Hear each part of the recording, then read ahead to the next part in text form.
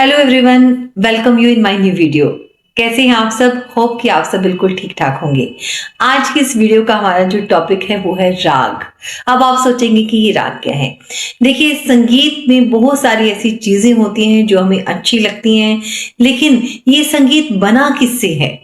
आखिर ये संगीत की जितनी भी स्वर लिपि है, नोटेशंस हैं, या संगीत में जितने भी रूल्स होते हैं, ये किस तरह से बने हैं? और ये जो राग हमारे आगे आया है, इसका क्या मतलब है कि ये राग हमें क्यों सीखने पड़ेंगे? देखिए, संगीत चाहे कहीं भी हो, भारत में हो, बाहर हो, कहीं भी सीखना हो, तो एक ये राग है जो उनको सीखना ही पड़ेगा, जिन्होंने संगीत में आगे बढ़ना है, या संगीत बजाना सीखना है, या संगीत को गाना सीखना है। और राग के कुछ नियम भी होते हैं, और रागों को किस तरह से गाया जाता है, ये सब चीजें भी होती हैं।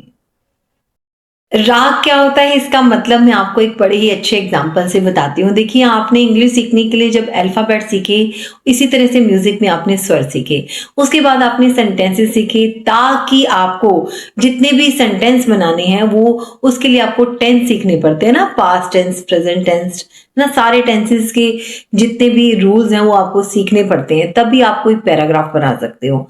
इसी तरह से स्वर सीखने के बाद आपको राग सीखने पड़ेंगे, तभी आप सिंगिंग और इंस्ट्रूमेंट बजाना सीख सकते हैं। तो ये है राग का शब्द का अर्थ, और इसके प्रकार क्या हैं, और राग में कितने स्वर यूज होते हैं, राग के कितने नियम हैं, ये सब क्या है, आइए मैं इस वीडियो में आपको बताती हूँ। तो ये है आपका टॉपिक राग। क्या नाम है? राग। राग शब्द की उत्पत्ति रज शब्द से हुई है। किससे हुई है? रज शब्द से, जिसका अर्थ है प्रसन्न करना या खुश करना। समझ आया आपको कि राग शब्द की उत्पत्ति कौन से वर्ड से बनी है? रज से, जिसका मीनिंग है हमें प्रसन्न करना या खुश करना, क्योंकि संगीत का मतलब ही सेटिस्फेक्शन है जो हमें टेंशन फ्री करता है।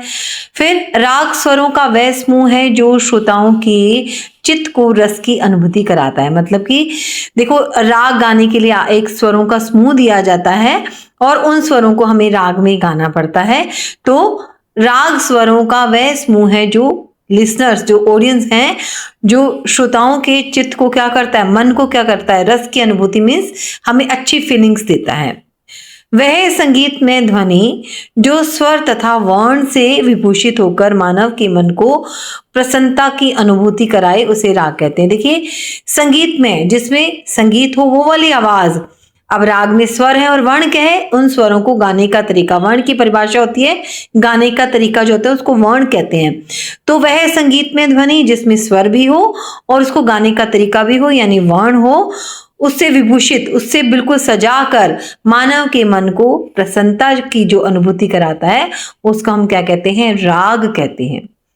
फिर से देखिए, वह संगीत में ध्वनि जो स्वर और वर्ण से विभूषित होकर मानव के मन को प्रसन्नता की अनुभूति करवाए, उसे हम क्या कहते हैं? राग कहते हैं। राग भारतीय संगीत की एक विशेषता है, क्योंकि राग के बिना तो हम संगीत सीख ही नहीं सकते। ये तो बहुत इंपॉर्टेंट है। भारतीय संगीत की नींव राग है, बिल्कुल बेस है, बिल्कुल जिसको कहते हैं ना नींव। नींव क्या होता है? जिसके ऊपर सब कुछ डिपेंड होता है। तो राग के ऊपर भी हमारा भारतीय संगीत क्या है? डिपेंड है। उसके बिना हम संगीत सीख ही नहीं सकते। राग को समझने के लिए 3 बातों का हमें बहुत ध्यान रखना पड़ता है। कौन कौन सी? एक तो ध्वनि आवाज, हमारी ध्वनि आवाज विशिष्ट होना चाहिए, विशिष्ट रचना। हमारी आवाज बिल्कुल अलग होनी चाहिए, ये नहीं कि हमारी आवाज बेसुरी है या कुछ है। तो वो जो ध्वनि है, जो आवाज है ना राग को गाने के लिए, उसको बिल्कुल सबसे अलग होनी चाहिए, वो बिल्कुल हटके होगी, तभी वो पहचानी जाएगी। स्वर तथा वर्ण का होना, और हमारे राग में स्वर भी होने चाहिए और उनको गाने का तरीका भी होना चाहिए। मैंने अभी बताया ना कि वर्ण क्या होता है? गाने का तरीका। तो स्वर और वर्ण दोनों चीजें होनी चाहिए। रंजकता का होना, मतलब मेलोडियस होना चाहिए। ऐसा नहीं कि हम अपनी अक्खड़ आवाज में गा रहे हैं या कुछ भी गाए जा रहे हैं जो लोगों को पसंद ही नहीं आ रहा है, तो उसमें रंजकता नहीं है, तो ना वो हमारा राग नहीं होगा। तो राग में हमें अपनी आवाज का भी ध्यान रखना है, स्वर और उसको गाने का तरीका भी आना चाहिए, और वो हमारा रंजकता, जिसमें हमारा मनोरंजन हो सके।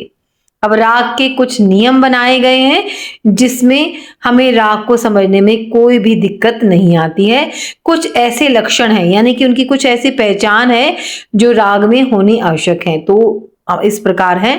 देखिए, राग की मैंने आपको फिर से परिभाषा बता देती हूँ कि राग स्वरों का वह समूह है जो श्रोताओं के चित्त को क्या करता है, रस की अनुभूति कराता है। वह संगीत में ध्वनि जो स्वर और वर्ण से भूषित होकर मानव के मन को क्या करती है, प्रसन्नता देती है। और राग भारतीय संगीत की क्या है, विशेषता है और ये नींव है। आपको इन 3 चीजों का ध्यान रखना है। तो आवाज स्पष्ट होनी चाहिए, स्वर और वर्ण यानी स्वर और गाने का तरीका होना चाहिए, और वो उसमें क्या होना चाहिए, हमें वो मनोरंजक लगे, यूं ना हो कि वो बिल्कुल ऐसे ही लगे कि हमें समझ ही ना आए। अब हम इसके नियम और कुछ लक्षण के बारे में जानते हैं। राग में कुछ नियम और लक्षण होते हैं जिससे राग पहचाना जाता है, जिनका हमें फॉलो करने पड़ते हैं जिन नियमों को। देखिए, मैं आपको बताती हूँ। राग में कम से कम 5 स्वर होने चाहिए और अधिक से अधिक 7 स्वर होने चाहिए। कम से कम 5 और ज्यादा से ज्यादा 7।